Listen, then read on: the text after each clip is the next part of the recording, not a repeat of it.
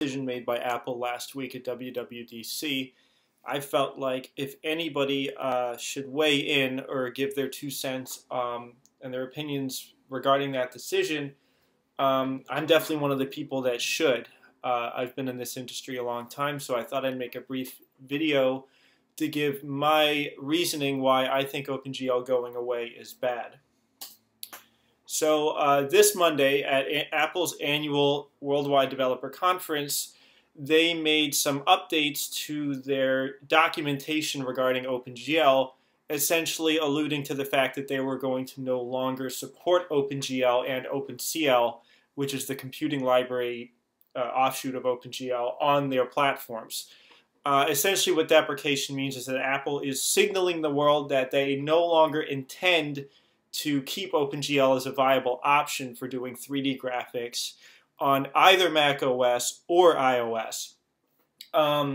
It's kind of a way of them saying, you know, well, we might get rid of this, so if you write code against it, you're on shaky ground with us.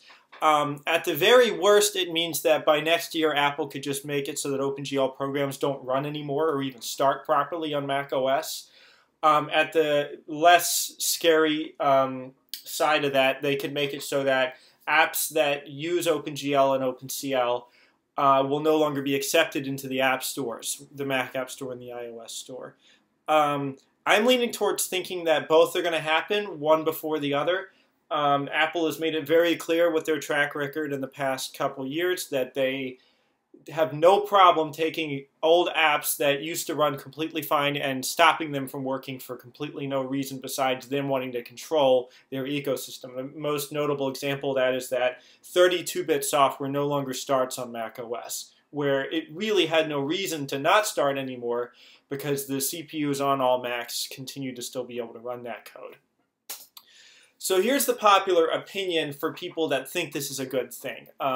People in my industry for a very long time have been saying OpenGL is very antiquated. It no longer maps to what the graphics hardware is really doing. It's inefficient, it's difficult to support, and it should be discontinued. And I do agree that OpenGL is very inefficient compared to writing low-level graphics engine code, but I don't think that's the whole damn picture. So when I was 19 years old, I learned OpenGL for the first time, and I was able to make this stupid game. It was like one of the first games I made. And one of the promises regarding OpenGL in the industry that supports it, and by that industry I mean used to be Apple, NVIDIA, AMD, the people that ship the drivers for Windows. The basic promise of OpenGL is that if you write a program against any version of OpenGL, that program will continue to run indefinitely into the future. That's a strong statement, but it'll run for a very long time. The longevity of that program is sort of promised and guaranteed by the future versions of the drivers that ship with most computer systems nowadays. Perfect example of that is that this program I made in 2002, which uses the oldest standard of OpenGL that most people consider, you know, viable, 1.1, will continue to still work today. I could run this stupid game on my Windows machine and it would run just fine, even though I'm targeting a very, very old version of OpenGL, which is nowhere close to being efficient and, you know, using the latest features of graphics hardware. It'll continue to work. I could compile this code and run it on Mac OS, because Mac OS, being an OpenGL compliant system, at least up until 2018, will continue to run OpenGL 1.1 code. And that's kind of the idea of what OpenGL is. It was a standard 3D graphics library.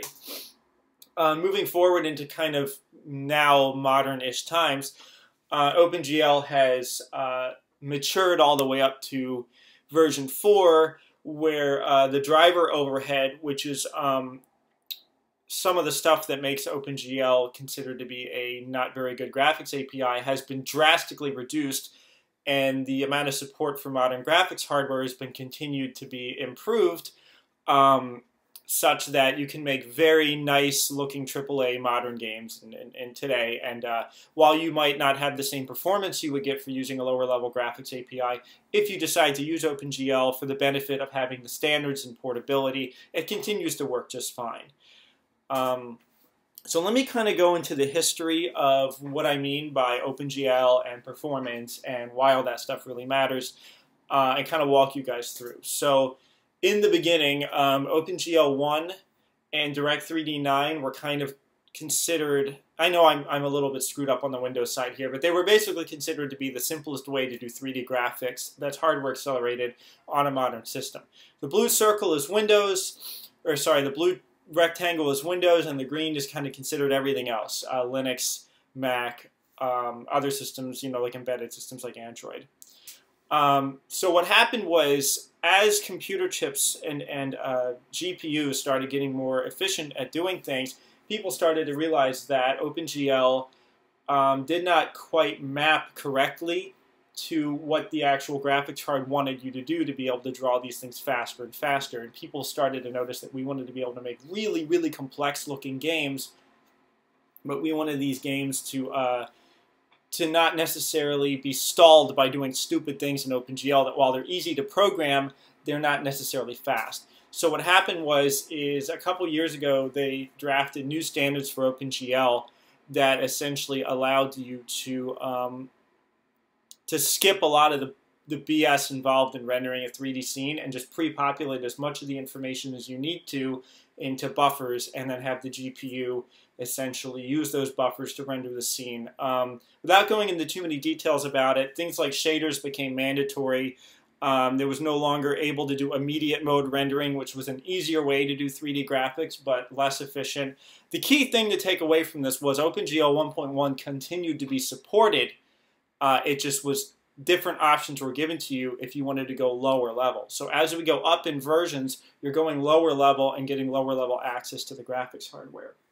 Still, people that were super nerdy as far as 3D graphics were concerned wanted even lower level access, and people were really pushing for the end of OpenGL and for it to be replaced with a modern standard. I was sort of one of those people, and I still kind of am, in the sense that I wish and I wanted there to be something a little bit lower level than OpenGL that experts like me could use to do 3D graphics. But I wanted it to be pervasive. I wanted it to be a standard that I could use just like OpenGL that would run everywhere. That was what I wanted. And I did not want the existing OpenGL to stop working, because after all, 1.1 is, you know, all versions of OpenGL have continued to work throughout my entire career. So in comes Vulcan. Vulcan was essentially supposed to be, and still kind of considered to be, the successor to OpenGL. It's very, very low level compared to OpenGL, which I'll go into in a second. Essentially what Vulcan allows you to do is have complete control over every aspect of what the graphics hardware is doing.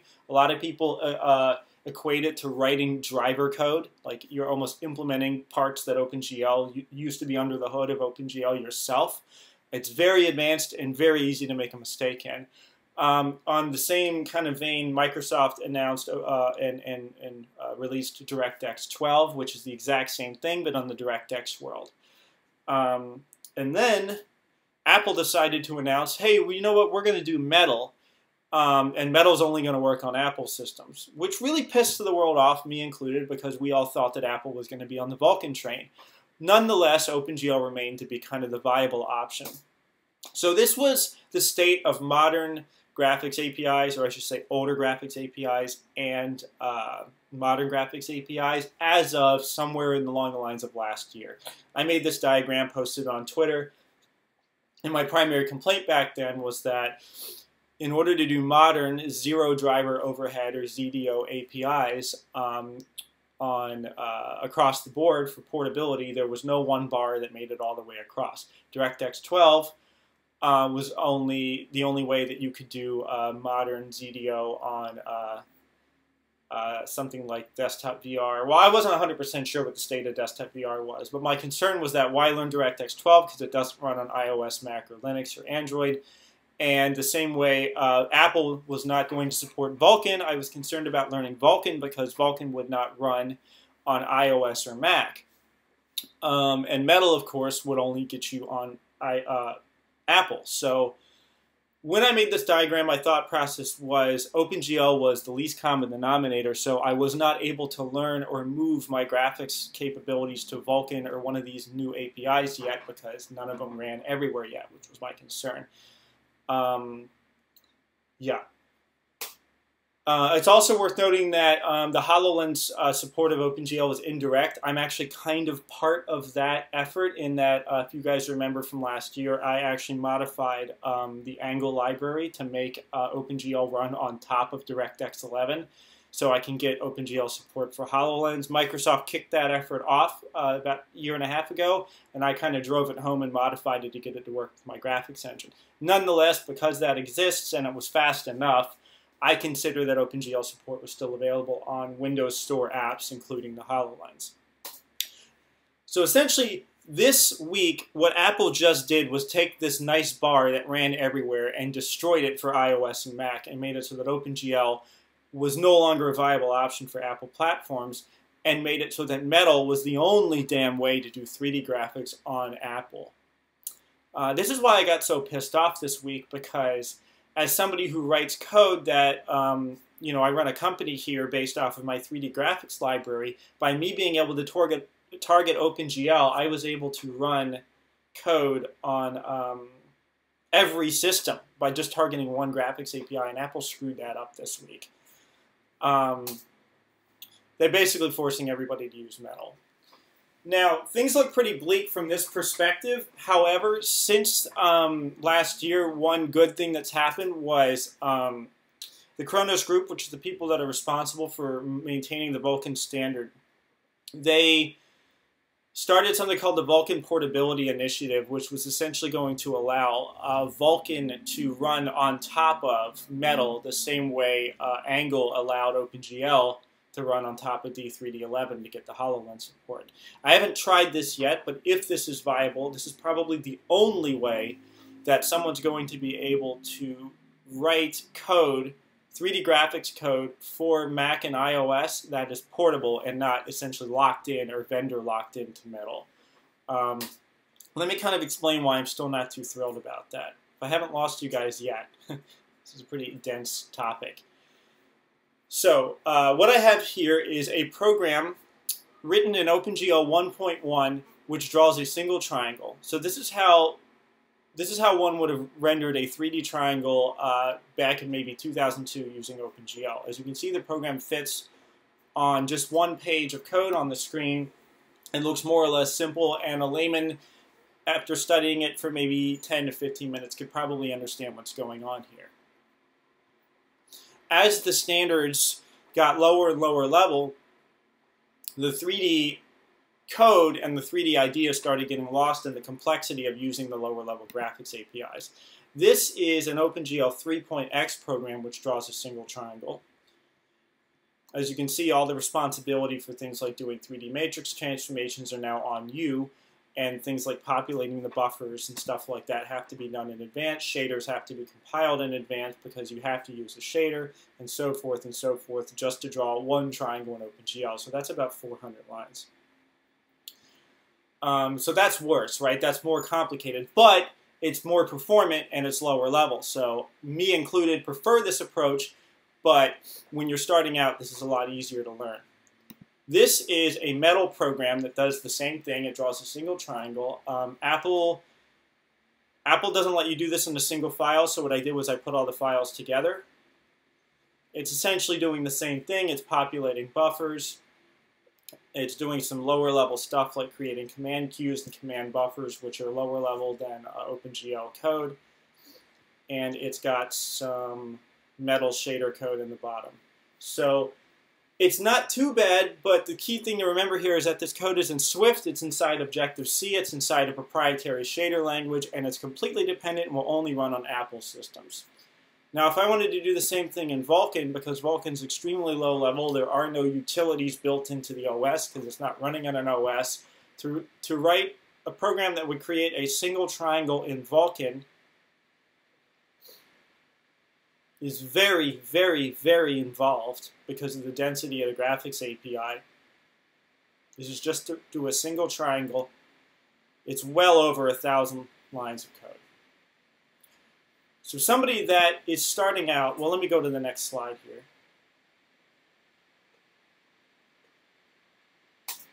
So here's the ramifications of Apple's decision, in my opinion. There is now no one standard for accelerated 3D graphics in 2018. This really pisses me off. So up until this week, if you wanted to learn how to do 3D accelerated graphics, you could at least use OpenGL as a starting point and a launch pad to go into other systems, because there was sort of a guarantee among the industry that OpenGL was going to be the least common denominator standard for doing 3D graphics in 2018. You could at least use it to learn. It is now harder to start out in 3D as a newbie than it has ever been before. I had the luxury of starting out in 2001 when OpenGL 1.1 was the de facto standard for doing 3D graphics and was very easy to learn because there just wasn't that much to it. I remember buying a book on OpenGL, and I was able to follow it and read it and do pretty cool things in 3D within like a month of reading that book. As you guys just saw me scroll through that Metal and Vulcan program, you now have to have keen understandings of how a GPU graphics chip works just to fucking draw a 3D triangle. That really irritates me, because if I had been 19 years old now and was starting out now, I'd be overwhelmed and I probably would quit. Apple has given a giant middle finger to the academic community. Professors, college professors, people that are much older than me that are trying to teach 3D graphics in their courses or just do their research in general, a lot of them probably were running on Apple systems, and a lot of them probably didn't even know what Metal was. And they've been using OpenGL their entire career, the same way I've been using it for the last 15 years at least. And they had this understanding that it was going to continue to function. Now Apple's basically saying, get on the Metal train or get out. And a lot of people are opting to get out. They really have nowhere else to go. They're going to switch to Windows. Open source software on Apple is in jeopardy. So Blender, SDL, which you guys are probably very familiar with from my existing videos on this channel, Qt, Directx, which is a medical imaging tool. Any program on Mac OS that is open source that does any kind of 3D rendering, you can almost guarantee is not using Metal and is using OpenGL. Those programs are going to cease to function correctly within a few years now. Open source software is developed by people that are working in their free time for free. They're not profiting from any of the code they're writing, and they have no incentive to achieve the highest performance possible at the cost of being stuck on Apple's platform, which is what it would take for them to use Metal. A lot of these projects are either going to look for other open source projects that implement OpenGL, like Molten VK, but it's also very complex, or they're going to cease to support Mac OS, which I predict more than 50% of them will do. Commercial 3D software on Mac OS is in jeopardy as well. Any 3D modeling tool that you use on Mac OS, I promise you, if it has a Windows version, is using OpenGL and not using Metal. That includes Rhino, 3D Studio Max, SolidWorks. Verto Studio, which is my own product, was using OpenGL. Luckily, I abstracted it out. You know, a bunch of work has been created for me unnecessarily now just to continue to support Apple. I very, very, very seriously considered dropping support, but that would screw my customers over. I still got to figure out what I'm going to do in that department. Probably going to need to adopt Vulcan, but as you can see from that code, that the sheer complexity of doing that is it's something I'm not happy about. The last thing I'm going to say is that independent game developers are now forced further into using existing graphics engines. The two biggest ones in the industry are Unity and Unreal. Neither of those companies, I think, is ideal for creating an indie game in the sense that they take a cut from your sales. Those systems are, especially Unity, are bloated. I think that harms the diversity of games, because by using one system to develop all your games, you're kind of locked into what those systems provide. And granted, Unity and Unreal are extremely diverse compared to like early 2000s game engines. You can still kind of get the feel that this is a Unity game, you know, or this is an Unreal game. And it's just going to harm the diversity of games, because everything, you know, if you use one tool to create everything, then everything's going to kind of have that feel that it was made with that one tool.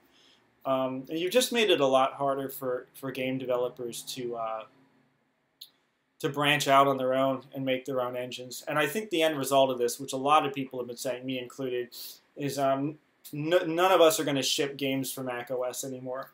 I'm going to continue to make my graphics engine work simply because that's a business decision, but I'm not going to develop games on Mac anymore. I just don't see a reason to do it. There's not a big market, and the market's going to continue to shrink as a result of this decision. Things like SDL, if they're going to continue to work on Mac OS at all, it's going to harm the ability for games using SDL and stuff like that. So this was just kind of my opinions of this decision. I don't think Apple's going to reverse course, which is kind of a shame. I just think it's going to be a further divide between people that develop software for Apple and people that don't. So that was kind of my opinions about all this stuff. I just wanted to get it out in video form in one place. So thanks for watching the video, guys, and I'll be sure to put up another video soon.